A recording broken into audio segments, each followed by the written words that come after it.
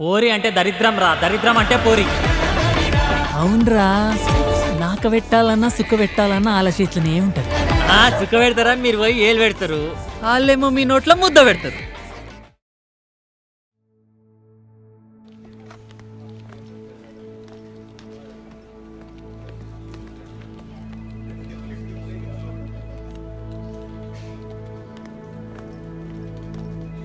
Guys, ఇందాక మీకు ఒక రిపోర్ట్ పంపించాను, కరెక్ట్ చేసి చూసారా?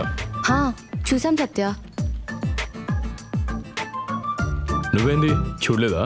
అంటే నువ్వు పంపించింది ఎలాగో కరెక్ట్గానే ఉంటుంది కదా అని చెప్పి నేను ఇంకా చెక్ చేయలేదు సత్య. ఒకటి, నేను పంపించింది దాన్ని కరెక్ట్ చేయడానికి కాదు, దాన్ని చూసి నేర్చుకోవడానికి.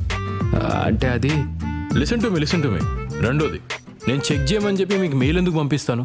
అసలు మెయిల్ పంపించే పర్పస్ ఏంటో తెలుసా?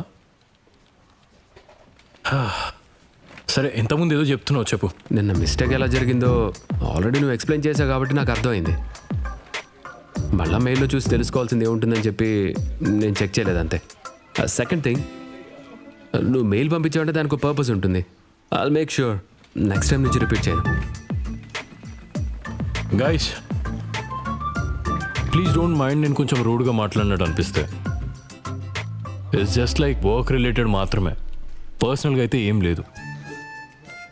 ఇట్స్ ఓకే సత్య, మేమేం అలా అనుకోవట్లేదులే.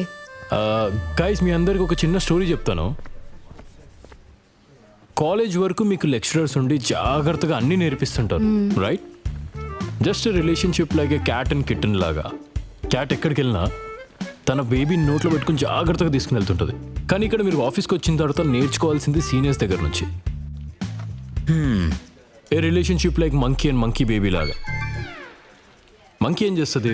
తన బేబీని పట్టుకుని చాలా స్పీడ్ గురుకుతుంది.